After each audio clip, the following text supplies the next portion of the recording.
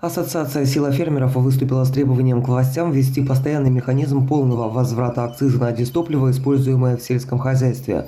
Инициатива была озвучена на встрече с главой Минсельхоза Людмилой Котлобугой на фоне роста цен на топливо, который усиливает нагрузку на аграрный сектор.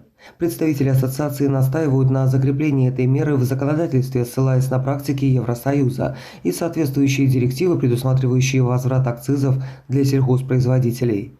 Помимо этого, фермеры предлагают сохранить компенсацию процентных ставок по кредитам и в текущем году, а также внедрить прямые выплаты на гектар по европейской модели.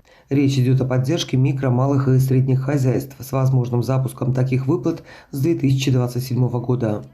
Отдельное внимание уделяется системе субсидирования. Аграрии просят не распространять конкурсные авансовые механизмы на маломасштабные ирригационные проекты и технику для консервативного земледелия, учитывая значительное влияние изменения климата на сельхозсектор в стране.